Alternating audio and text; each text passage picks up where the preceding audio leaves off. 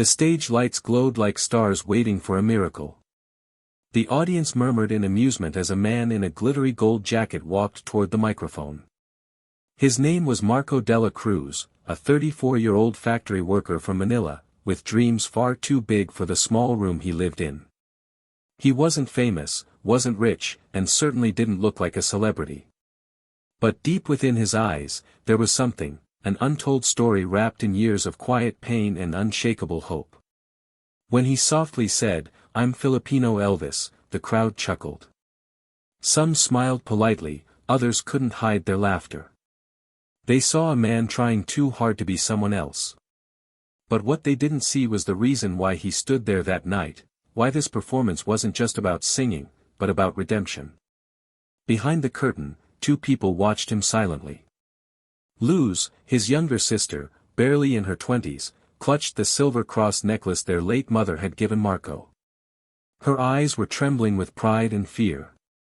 Next to her stood Rico, Marco's childhood friend and the guitarist who had spent months practicing with him in a dimly lit garage. Both knew that this was Marco's final shot, to prove not to the world, but to himself, that broken dreams could still shine. The judges leaned forward, half curious, half skeptical. The stage was quiet now, except for the hum of the spotlight. Marco closed his eyes for a moment and took a deep breath, as if whispering to the heavens above. Somewhere inside, he wasn't just chasing applause, he was chasing the voice of a father who once said, "Music won't feed you." Would this be the night Marco's voice silenced all the laughter? Or would his lifelong dream end under the weight of mockery once again? In that fragile silence before the first note, the story of a man who refused to let the world define him was about to begin. And no one, not even Marco himself, knew just how deeply that voice would touch every soul in the room. Marco Dela Cruz lived a life that looked ordinary from the outside, but inside, it was filled with quiet wars no one could see. By day, he worked long shifts at a small factory in Quezon City, assembling electrical parts with aching hands and tired eyes. The rhythmic sound of machines was his constant companion, a reminder of how far his reality was from his dreams. Yet, every evening, when the factory whistle blew, Marco would walk home humming old Elvis Presley tunes, pretending for a few minutes that he was on a grand stage, not a crowded jeepney. Music had always been his escape. As a child, he'd listen to old vinyl records his father brought home from overseas. He would imitate Elvis's deep, velvet voice and mirror his dance moves in front of a broken mirror. People used to laugh, but Marco never stopped. To him, Elvis wasn't just a singer, he was a symbol of confidence, something Marco had never fully found in himself.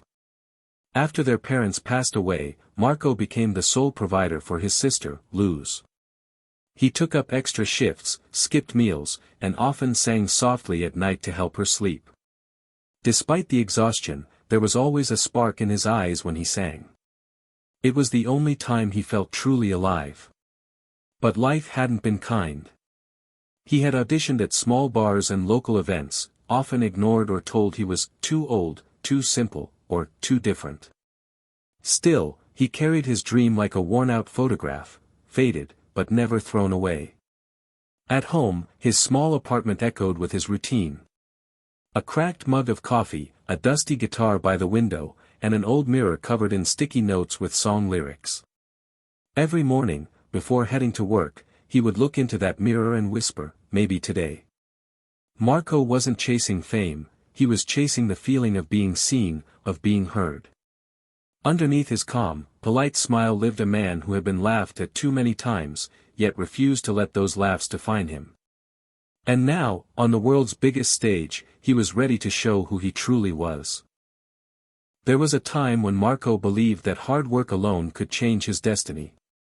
But dreams are fragile things, they can fade beneath the weight of responsibility and time. The turning point came 2 years ago, on the day he lost his mother. She had been his quiet supporter, the one who told him that his voice carried warmth like sunlight through rain. Her death left a silence that no song could fill. Since that day, Marco's music felt heavier, sadder. He tried to sing, but the words caught in his throat. Every note reminded him of the promise he couldn't keep, to make his mother proud before she closed her eyes for the last time. Nights became longer, and the world seemed smaller. He buried himself in factory shifts, hiding from the echo of his own unfulfilled dream. Luz often tried to cheer him up, but she could see how distant he had become. The man who once filled their small home with laughter now stared blankly at the flickering light bulb above their dinner table. The radio played softly, yet Marco rarely listened anymore. Even his guitar, his oldest companion, lay untouched, gathering dust in the corner. One evening, as rain poured over the tin roof, Marco came across a flyer online, America's Got Talent auditions, open for all. For a moment, something stirred inside him. It wasn't confidence, but a quiet voice whispering what if. Yet, fear answered back louder. What if he failed? What if the world laughed again? The real struggle wasn't on the stage, it was inside him. Marco wasn't just fighting for a dream, he was fighting against the voice of doubt that had grown louder with every disappointment. The fear of being seen as a joke haunted him. But deep down, there was also guilt, the guilt of giving up too soon, of not believing in himself the way his mother once did. That night, with trembling hands, he picked up his guitar again. His voice cracked, his eyes watered, but something inside him awakened. And that was the night Marco decided, if he was going to fail, he would fail trying. The morning sun spilled through the thin curtains of Marco's small apartment, painting soft golden streaks on the cracked floor. It was the day after his 34th birthday, a day that felt like any other. The alarm buzzed, the kettle whistled, and the familiar exhaustion weighed on his shoulders. But something was different in the air that morning. A message blinked on his old phone screen, "Congratulations.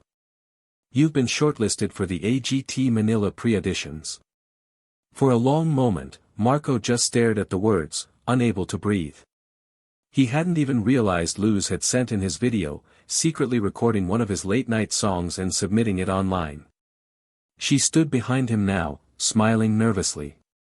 "You deserve this," she whispered softly, her voice trembling with hope. At first, Marco wanted to refuse.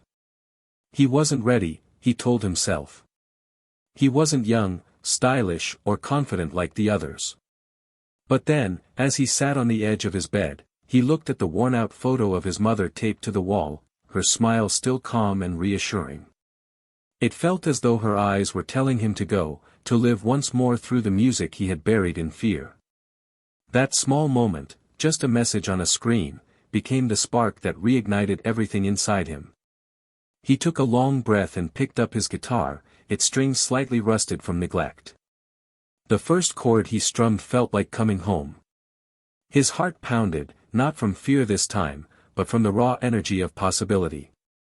From that day on, his world changed quietly. After work, he stayed up late practicing. His hands blistered, his voice cracked, but his spirit grew stronger. Rico joined him, bringing his old guitar and laughter back into Marco's nights. Luz recorded every rehearsal, cheering him through every mistake. It wasn't just a dream anymore, it was a promise. A promise to his mother, to Luz, and to himself. The moment Marco stepped onto that airport floor weeks later, ticket in hand, he realized something powerful: the world hadn't changed, but he had. For the first time, he was no longer afraid to be seen. The days leading up to the audition were far from easy. Marco quickly realized that chasing a dream demanded more than courage, it demanded sacrifice. His body was exhausted from double shifts at the factory, yet every night, he practiced until dawn. His voice often gave out midway, trembling under the weight of his own insecurities. There were moments he would stop singing altogether, staring blankly at the peeling paint on his wall, wondering if he was just fooling himself. The laughter of past failures echoed in his mind, the times when crowds mocked him, when bar owners dismissed him before he even sang. Those memories came back sharper than ever, whispering doubt into every note. But every time he felt like giving up, Luz's quiet encouragement reminded him why he started. She would leave small sticky notes on his mirror, "Keep going, Kuya. Mom would be proud."